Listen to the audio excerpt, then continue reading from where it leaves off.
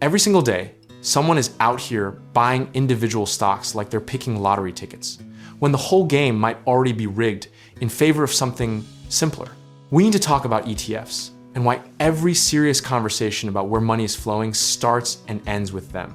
You've probably heard tickers like XLK, XLE, or IWM dropped in financial news like they're secret codes, and honestly, that's kind of what they are.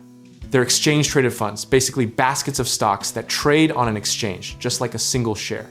Except instead of betting on one company, you're betting on an entire slice of the economy. Think of it like this. Instead of ordering one item off the menu, you're ordering the sampler platter, and the kitchen is Wall Street. XLK is the tech sampler. XLE is the energy sampler. XLV is healthcare. IGV is software. And IWM is small cap companies across the board. The reason these tickers keep showing up in sector performance conversations is because they act like a temperature reading for entire industries.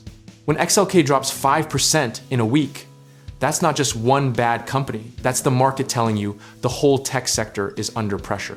Back in 2021, XLK was practically printing money as tech euphoria hit peak levels, and everyone felt like a genius holding anything with a chip in it. Then 2022 showed up, interest rates spiked, and XLK lost nearly 30%, a full reminder that what goes up together can absolutely come down together. That's the psychological trap people fall into. They see an ETF climbing and assume it's a safe, boring, diversified bet, when in reality, some of these funds are heavily concentrated. XLK, for example, has historically had Apple and Microsoft making up nearly 40% of its entire weight, which means you're not as diversified as you think. Here's the irony. ETFs were invented to reduce risk through diversification, but sector ETFs like these actually concentrate your risk into a single industry's fate. It's like buying diversified real estate and then finding out every property is in the same flood zone. Historically, sector rotation, the process of money moving from one ETF category to another, has been one of the most reliable signals of where the economy is heading. When XLE energy ETFs heat up, it usually signals inflation fears or geopolitical tension. When XLV healthcare ETFs get a bid, it often means investors are getting defensive and bracing for a slowdown. One of the most overlooked lessons from the 2008 crash and the 2020 COVID drop is that even the best sector ETFs don't protect you from panic selling. But the people who held or systematically added during those drawdowns were disproportionately rewarded when the recovery came. The misconception most people carry is that ETFs are only for passive, boring investors who don't really understand markets, but institutions, hedge funds, and professional traders use them constantly for hedging, speculation, and expressing macro views. An ETF is just a tool, and like any tool, it's only as smart as the hand holding it. The practical lesson here is simple.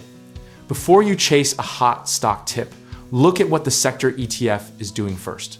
If the whole XLK is declining, fighting that trend with an individual tech stock is like swimming upstream in a current that doesn't care how strong you are.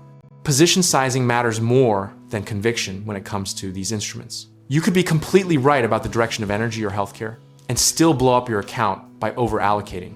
The discipline is not in picking the right sector, it's in sizing your bet so that being wrong doesn't end the game for you. At the end of the day, ETFs are a mirror. They reflect the collective behavior, fear, greed, and rotation of capital across the entire market in real time. Understanding them doesn't just make you a better investor. It gives you a lens to read the economy that most people walking around simply don't have. Whether you're watching XLK for tech momentum or IWM for small cap health, you're now speaking the language that institutional money speaks every single morning before the bell rings. That awareness alone puts you several steps ahead of someone still picking stocks by vibes and headlines. And if you're ready to put that same disciplined, strategic thinking to work in real assets, whether that's real estate investing, home contracting projects, or connecting with the right lenders, check out the links in the description below and let's get you started.